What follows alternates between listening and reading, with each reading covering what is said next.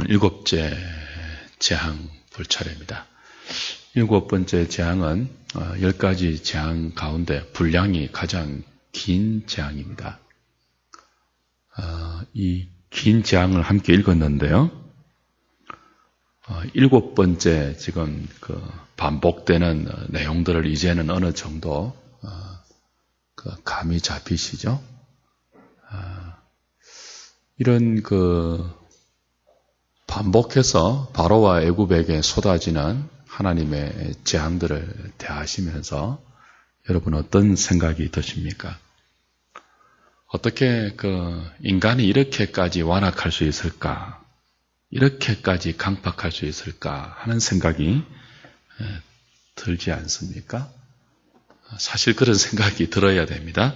이런 본문을 읽으면서 한두 번도 아니고 오늘 7번째 아닙니까? 7번이나 하나님이 행하시는 재앙을 경험했습니다. 그 전에 서론격인 모세가 던진 지팡이가 뱀이 되고 다시 지팡이 되는 것까지 치면 지금 8번째예요. 그렇게 많이 하나님이 행하시는 분명한 일들을 보았습니다. 그들의 거짓 신들이 얼마나 허황된 것이며 또 하나님이 얼마나 살아계신 분이며 그 모든 재앙들 속에서 재앙을 거치게 하고 자신들의 삶을 다시 정상적으로 회복시킬 분은 하나님밖에 없다는 것을 그들이 한두 번이 아니에요.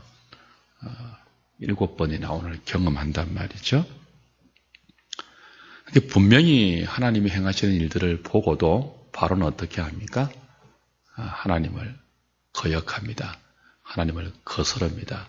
하나님을 대적하고 계속 강팍하고 완악한 마음을 보이고 있습니다.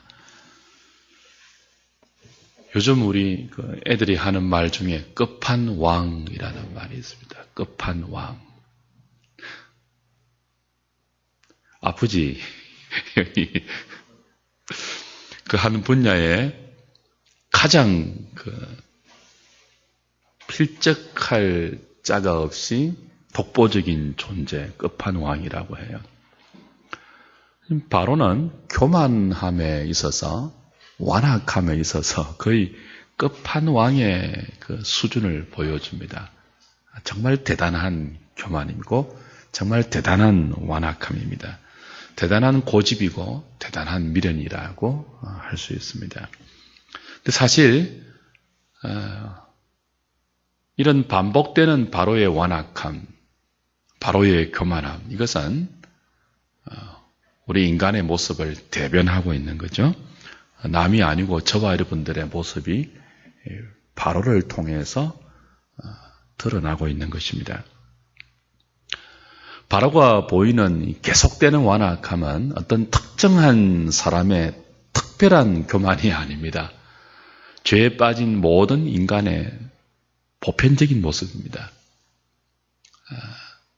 그리고 이 보편적인 죄인들의 이런 완악함과 교만함은 이 재앙이 몇 번째까지 이어진다고요?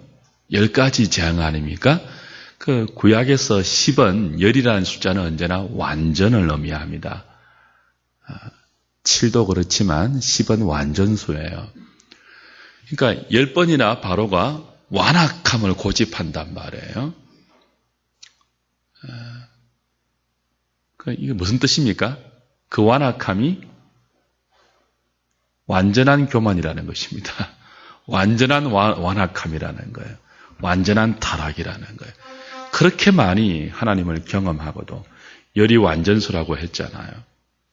그렇게 많이 얻어맞고 터지고 또 그 속에서 다시 회복시켜 주시는 하나님의 살아계심을 경험하고도 바로는 10번이나 하나님을 거스릅니다. 완전한 거스름이에요. 완전한 타락이고 완전한 교만이고 완전한 죄입니다. 인간이 그렇다는 거예요. 모든 인간이 그래요. 신학자 가운데 펠라기우스라는 사람이 있습니다. 이 사람은 원죄를 인정하지 않습니다. 어거스틴과 논쟁한 사람인데, 그래서 아담의 죄를 실제로 보지 않습니다. 아담의 죄를 상징으로 보고 모든 아담의 후손들이 아담처럼만 죄를 짓지 않으면 그건 자기의 힘으로 구원에 이를 수 있다고 주장하는 사람이에요. 근데 그런 사람은 이 출애굽기를 좀 잘 읽어야 됩니다. 출애굽기에 나오는 바로의 모습과 자기의 모습을 일치시킬 수 있어야 돼요. 바로가 특정한 인물이 아닙니다. 바로는 모든 죄인들을 대변하는 대표적인 인물입니다. 그가 10번씩 하나님을 거스르는 것은 완전한 거스름입니다. 이건 인간이 완전히 죄에 빠졌다는 것을 의미하고 완전히 타락했다는 것을 의미합니다. 그 펠라기우스의 뒤를 잇는 사람이 알미니우스라는 사람이 있습니다. 이 사람은 인간의 전적 타락을 인정한 것이 아니고 부분 타락을 주장했습니다. 인간이 죄는 지었지만 그 죄로 말미암아 완전히 타락한 게 아니고 부분적으로 타락했다는 거예요. 그런데 이런 사람도 바로를 좀 봐야 합니다. 부분적으로 인간은 타락하지 않았습니다. 완전히 타락했습니다. 그렇게 많이 하나님을 경험하고도 바로가 또 어떻게 한다고요? 오늘 본문 마지막 35절에도요. 계속 마음이 완악해서 하나님의 뜻을 수행하지 않는다고요. 이게 인간의 모습입니다. 사랑하는 여러분, 우리도 그러했습니다. 바로가 우리의 대변자입니다. 구원받기 이전의 대변자입니다. 그 하나님이 이런 10가지 재앙을 거쳐서 바로가 대변하고 있는 죄에 빠진 인간의 모습을 여실히 지적하고 드러내시는 거죠. 구원이 필요하다는 것입니다. 완전히 죄에 빠져서 니네들은 틈만 나면 다시 교만으로 돌아가고 다시 불순종하고 다시 하나님을 거스르고 하나님을 무시하는 그런 죄인들이기 때문에 내가 이끄는 출애굽, 바로가 대변하고 있는 그 죄의 권세, 거기에서 건진받는 것이 필요하다. 그래서 출애굽, 구원의 그림인 이 출애굽이 10가지 재앙을 통해서 이루어지는 것입니다. 인간이 그렇다는 거예요. 인간이.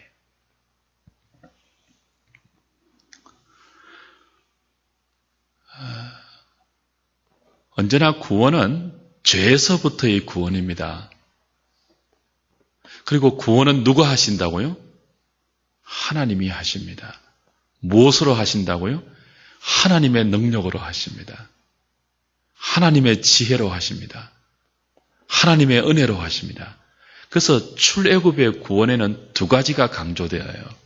하나는 바로와 애굽이 대변하는 인간의 강팍함입니다. 어느 정도의 강팍함이죠? 완전한 강팍함입니다. 완전한 교만이에요. 또 하나가 강조됩니다. 그거 뭐죠? 그 인간의 완전한 교만보다 더 큰 하나님의 은혜입니다. 그 완전한 하나님의 그 인간의 강팍보다 더 큰 하나님의 능력입니다. 더 큰 은혜, 더 큰 능력입니다. 성경은 이 2가지가 함께 가요.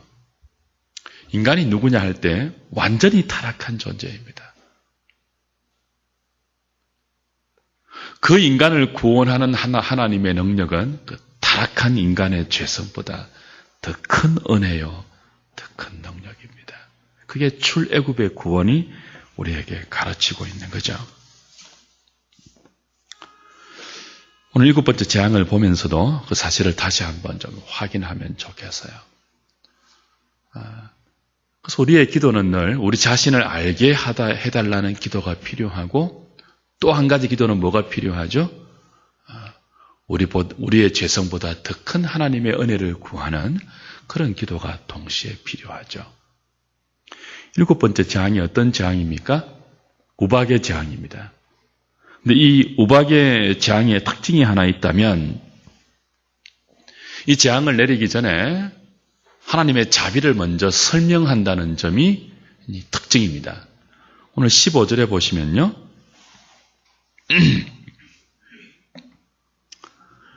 내가 손을 펴서 돌림병으로 너와 내 백성을 쳤더라면 네가 세상에서 끊어졌을 것이나 그럽니다. 하나님이 손을 펴서 돌림병으로 바로와 애굽의 백성들을 쳤다면 그들은 다 전멸했을 것이다. 그렇게 말합니다. 그런데 그렇게 하지 않고 우박의 재앙을 내린다는 것입니다. 이 말이 무슨 말인가 하면 지금 7번째 재앙이잖아요. 지금까지 바로가 보여왔던 교만과 죄, 완악함을 따지자면 돌림병으로 다 죽여서 마땅할 정도로 큰 죄라는 것입니다. 마땅히 그래야 하지만 니네들이 하나님 앞에서 보이고 있는 강팍함에 하나님이 그대로 갚으신다면 돌림병으로 바로 전에 6번째 재앙이 뭐예요? 악질이지 않습니까? 악질. 악한 종기의 재앙이었죠. 최초로 몸을 쳤단 말이에요. 근데 그럼에도 불구하고 계속 바로가 강팍했잖아요. 그래서 그런 바로의 교만함과 완악함을 죄질로 따져서 하나님이 갚으신다면 당장 뭐 해야 되는 죄예요? 돌림병으로 다 죽여야 할 정도로 심각한 죄가 바로와 애굽의 죄입니다. 근데 하나님 어떻게 하신다고요? 그렇게 안 하고 7번째 재앙을 뭐로 내리신다고요?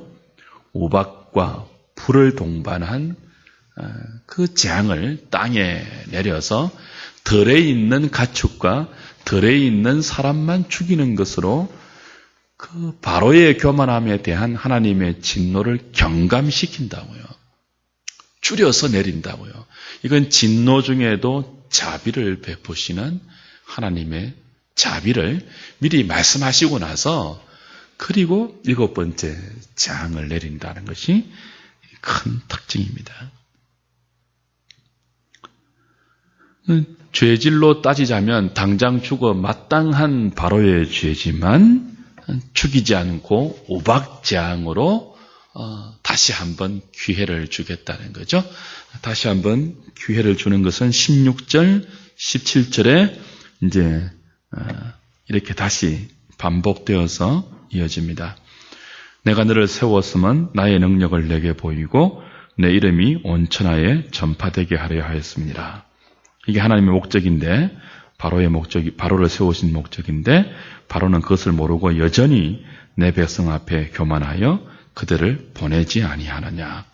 그래서 죽어 마땅한 죄지만 이번에 우박재앙을 내리는 것은 14절 내가 이번에는 모든 재앙을 너와 내 신하와 내 백성에게 내려 온 천하에 나와 같은 자가 없음을 내가 알게 하리라.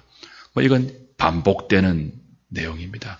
이번만이 아니고 7번 반복되는 내용이에요. 모든 재앙을 통해서 하나님을 알리는 거죠. 죽을 죄에 해당되는 바로의 그 완악함이지만 아직 죽이지 않고 그 우박재앙으로 7번째 경고하는 이유는 여전히 하나님을 알려서 회개할 기회를 주시는 것입니다. 하나님 이런 분이구나.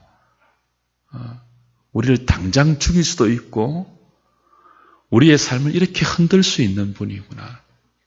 무섭게 불과 더불어 내리는 우박재앙을 보면서 다시 그래도 살려주시는, 그래도 기회를 주시는 하나님 앞에 회개할 수 있는, 하나님의 뜻을 받아들이고 그들의 삶을 하나님 앞에 세울 수 있는 기회를 주시는 거예요.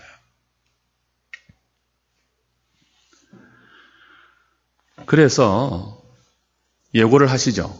우박재앙을 내리기 전에 시간도 주시고 들에만 우박이 내릴 것이기 때문에 니네들의 가축과 들에 나가 있는 사람이 집 안으로 들어오면 살 수 있는 기회를 주시는 거예요. 얼마나 자비로우신 분입니까? 죽어 마땅한 바로의 완악함입니다. 당장 그냥 돌림병을 다 쳐서 진멸해도 할 말이 없는 깊은 죄가 바로가 지금 7번이나 하나님을 대적하고 있는 죄입니다. 앞으로도 그럴 것입니다. 완전한 죄에 빠져있는 인간의 상태입니다. 그런데도 하나님은 자비를 베푸십니다. 다시 기회를 주십니다. 다 다 진노하지 않으시고 그 진노를 경감시켜서 들에 우박을 퍼붓는 것으로 아직 참아주고 계십니다. 놀라운 자비이죠. 이 하나님의 기회 앞에 두 부류의 사람이 나누어집니다. 20절, 21절에 보면 바로의 신하 중에 여호와의 말씀을 두려워하는 자들은 그 종들과 가축을 집으로 뭐 했다고요? 피신시켰어요.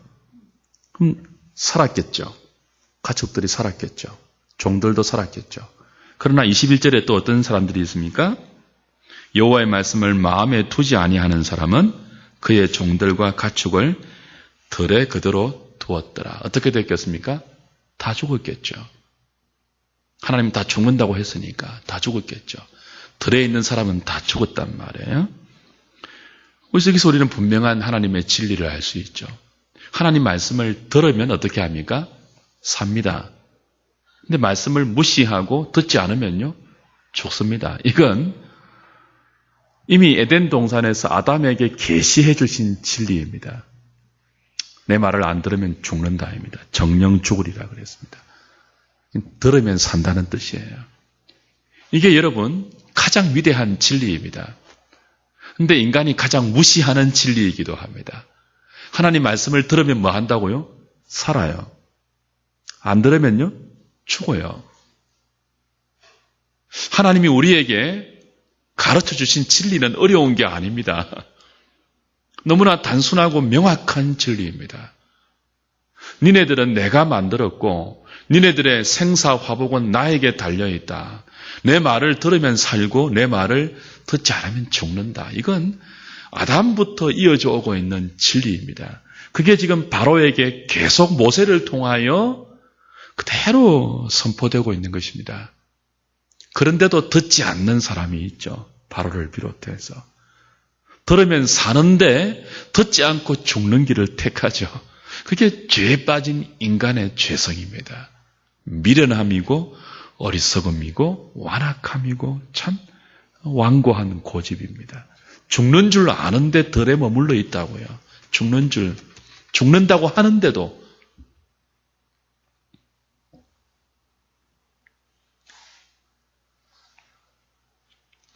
가장 큰 죄가 무엇입니까?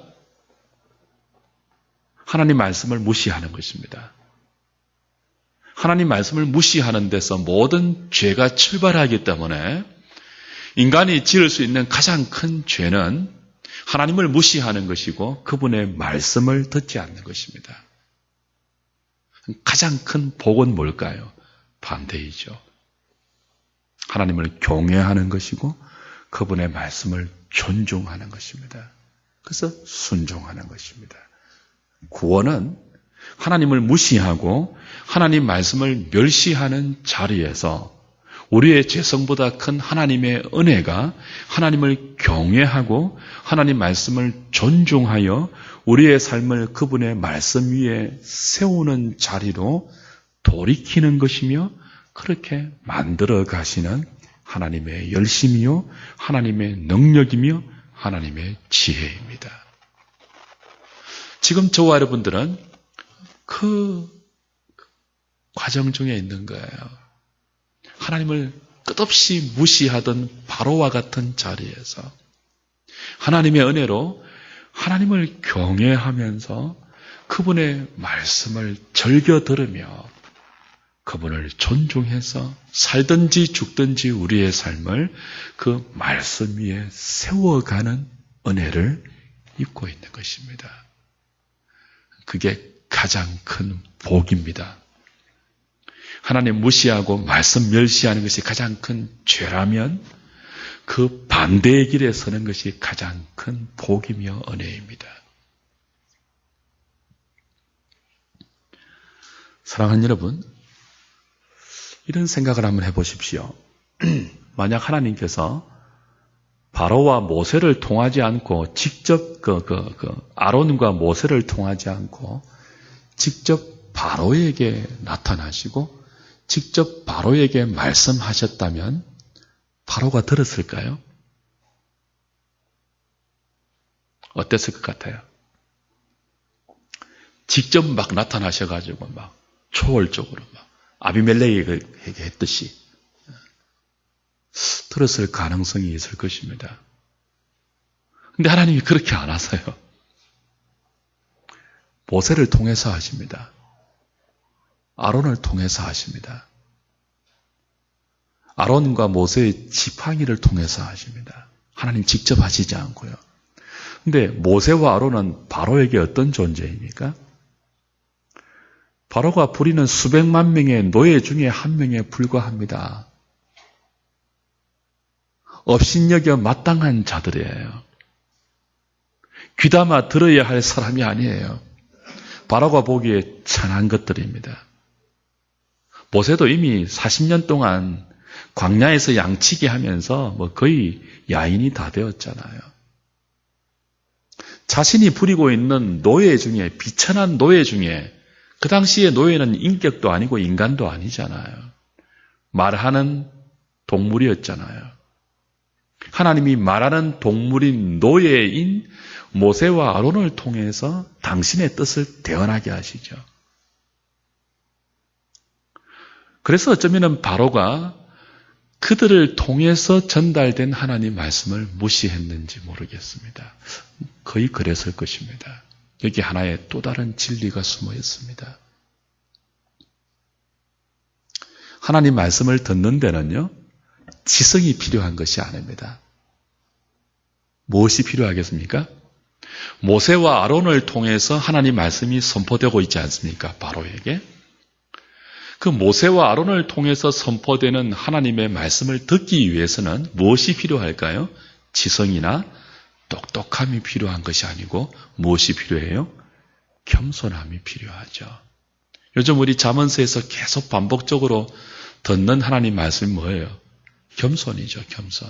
교만이 패망의 선봉이라는 것 아닙니까? 겸손은 종기의 앞잡이라고 오늘 본문 말씀이 그랬죠. 왜 인간이 하나님 말씀을 안 듣는다고요? 교만해서 그래요. 하나님 말씀을 듣기 위해서 필요한 것이 뭐라고요? 겸손이에요. 무식해서 못 알아듣는 것이 아닙니다. 교만해서 안 듣는 것입니다. 모세를 통해서 말씀하시니까요. 아론을 통해서 말씀하시니까요. 노예를 통해서 말씀하시니까요.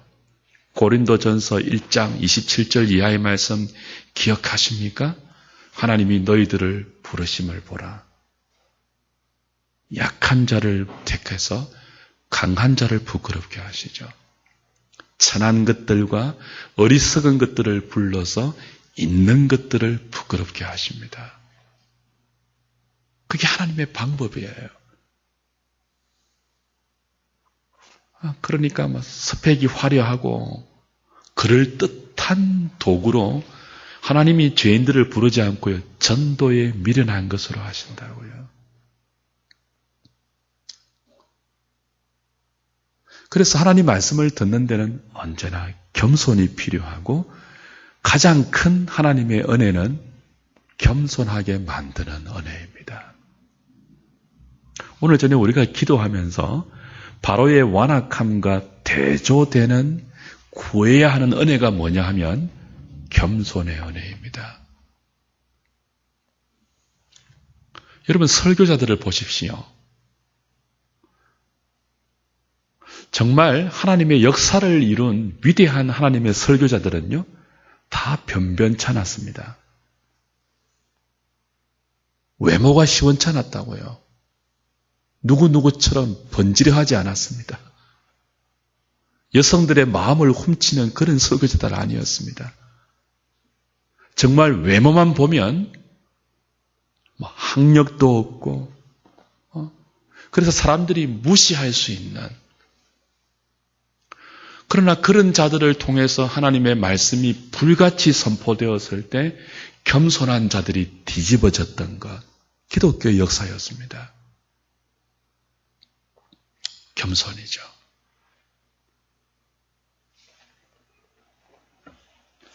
주 안에 사랑하는 여러분, 바로는 결국 모세를 통해서, 아론을 통해서 선포된 하나님 말씀을 무시하다가 들판에 불과 우박이 섞여서 맹렬하게 쏟아지는 우박의 재앙을 자초하고 맙니다. 얼마나 맹렬했던지 개국 이래에 이런 일이 없었다고 할 정도로 맹렬한 우박의 재앙이 들판에, 온 애굽의 들판에, 고센 땅을 제외한 온 애굽의 들판에 쏟아졌죠. 그제서야 바로가 어떻게 합니까? 살려달라고 모세를 찾죠. 27절 보십시오.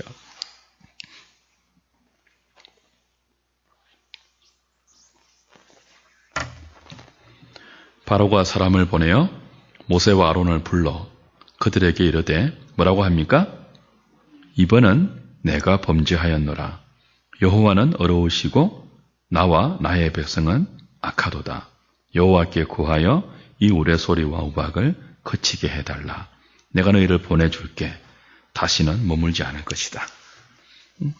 이것도 몇 번 반복된 거죠. 처음 하는 소리 아닙니다. 모세도 압니다. 바로 이거 거짓말인 줄 알아요. 근데 바로 그렇게 하죠.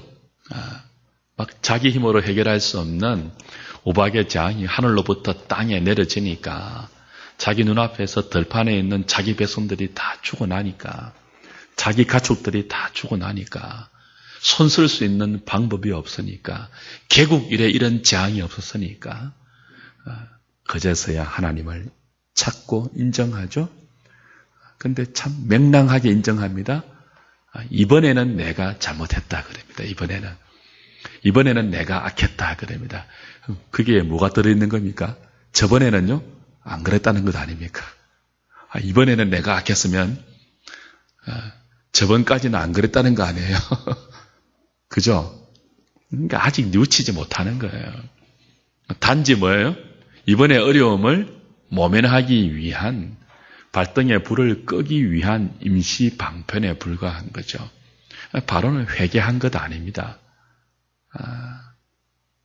이번만은 내 잘못한 거 인정할게. 지금까지 잘못한 게 얼마나 많은데, 지금까지 하나님께 대적하고 교만 부리고 하나님을 무시하고 멸시하고 하나님 백성들을 그냥 쓰레기 취급하면서 하나님 당신까지도 그렇게 능멸했던 바로인데 그 죄는 알지 못하고 이번엔 잘못했다 그럽니다. 네, 이번에는 인정할게 그럽니다. 하나님께 한번 기도해서 이 어려움 좀 물러가게 해달라고 요청하죠. 사랑하는 여러분, 인간의 완악함이 이 정도로 완악합니다. 우리는 반복해서 보아왔기 때문에 바로의 상태를 알잖아요. 그 무서운 재앙을 만났으면 재앙만 무서워하는 거예요. 재앙을 주신 하나님은요, 아직까지 조금도 무서워하지 않습니다. 재앙만 무서워합니다. 메르스, 지금 난리죠. 인간은 어려움만 무서워합니다. 그 어려움의 배후에 있는 살아계신 하나님을 진정으로 무서워하지 않습니다. 그것이 완전한 부패에 빠진 인간의 죄성입니다.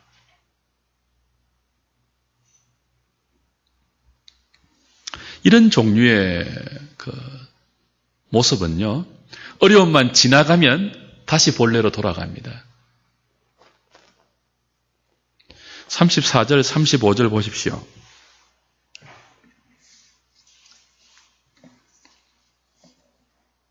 바로가 비와 우박과 우레소리가 그친 것을 보고 다시 뭐예요? 범죄하여 마음을 완악하게 했다 그랬습니다. 어려움이 물러가면요, 다시 완악해져요. 그러니까 이건 회개가 아니죠. 모든 그 하나님의 은혜가 없는 인생들은 그러합니다.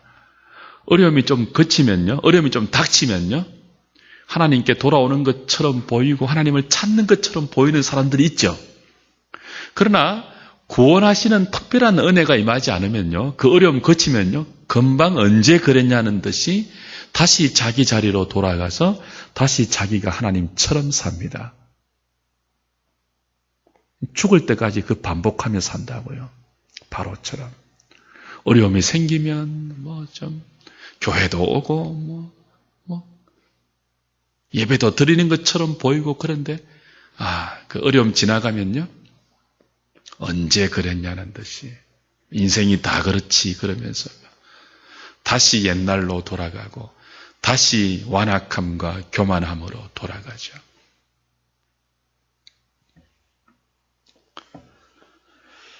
구원받지 못한 죄인들의 한결같은 모습이 그러합니다. 불행이죠. 우리는 출애굽기를 보면서 이게 누구의 모습이라는 것을 인정해야 합니까? 우리의 모습입니다. 구원받기 전에 우리의 모습이고요. 구원받고 나서도, 특별한 구원의 은총을 받고 나서도 이런 미련함과 이런 완악함은 여전히 우리 안에 죄성으로 남아있습니까? 없습니까? 남아있습니다. 그래서 매 순간 뭐가 필요하죠? 이런 우리의 완고한 죄성보다 더욱 크신 하나님의 은혜가 필요합니다. 그 은혜가 우리를 겸손하게 만들어야 되는 존재가 우리입니다. 여러분, 만족하지 마십시오. 다 되었다고 안심하지 마십시오. 하나님의 구원은 그리스도 안에서 완전한 구원이지만 우리는 그 구원을 이루어가고 있는 중입니다. 하나님 편에서는 하나님이 하실 것이기 때문에 후회가 없는 우리 안에 착한 일을 시작하신 그리스도가 끝날까지 이루실 것이지만 우리는 지금 과정 중에 있다고요. 우린 여전히 문제만 해결되면 하나님보다 우리 자신을 추구하는 여전히 미련투성이의 연약한 죄인들이라고요. 그래서 오늘도 사력을 다해서 구해야 합니다. 은혜를 구해야 돼요. 우리의 죄성을 인정하는 동시에 우리의 죄보다 큰 하나님의 은혜를 구해야 돼요. 펠라기우스처럼 되지 마세요. 펠라기우스가 누구라고요? 자기 힘으로 이 어리석음을 이겨보려고 했다고요.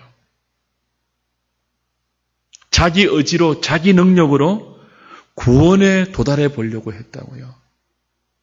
나는 원죄가 없어. 자범죄만 짓지 않으면 돼.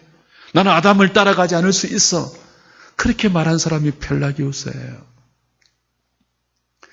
알미니우스처럼 되지 마십시오. 나는 부분적으로 타락해서 내가 하려고 하면 하나님이 나를 도우실 거야. 그렇지 않습니다. 전적으로 타락했습니다. 하나님의 은혜가 우리에게 임하여서 구원의 여정 가운데 잡혀 있지만 우리에게는 여전한 미련함이 남아있고 치를 떨어 마땅할 정도의 완악함과 고집과 어리석음과 교만함이 가득 차 있다고요. 돌아서면 잊어버린다고요. 돌아서면 하나님이 아니고 자기를 챙긴다고요. 나보다 못 배우고 나보다 못 가지고 나보다 천한 사람이 하나님 말씀을 전하면 귀를 닫는다고요. 여러분, 설교단 앞에 서 있는 제가 신학교도 안 나오고 말도 더듬더듬하고 못생기고 지금도 못생겼지만 더 못생기고 무식하다고 생각해 보십시오. 설교를 내용을 떠나서 여러분이 무시 안 하겠습니까? 학위도 없고 박사도 아니고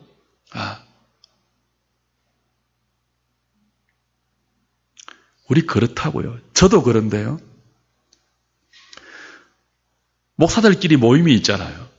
새카만 후배가 아는 것처럼 말하면요. 밉다고요. 건방진 것이 그러면서요. 이제 막 30대 초반인 새카만 후배가 진리를 다 깨달은 것처럼 막 말하면 지 받고 싶다고요. 우리 인간이 그래요. 제가 알면 얼마나 안다고 나이로 누리려 나이로. 정신 몇 끼입니까? 나이로 누리려고 한다니까요. 인간이 얼마나 교만한지 몰라요. 진리의 말씀 앞에 겸손하지 않습니다, 우리가. 누가 전하든지 다 들으려고 내가 굳게 마음 먹고 있지만 그게 잘 안 된다니까요.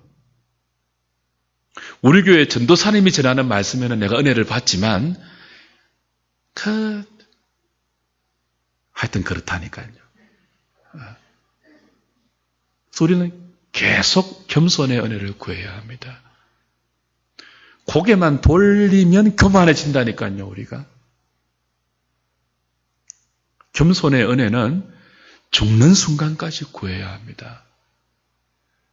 그래야 그 겸손의 은혜를 타고 하나님 말씀이 우리의 심령에 영혼에 들려옵니다. 그 말씀이 들려와야 삽니다. 그 말씀이 우리를 살리는 은혜의 유일한 수단이지 않습니까?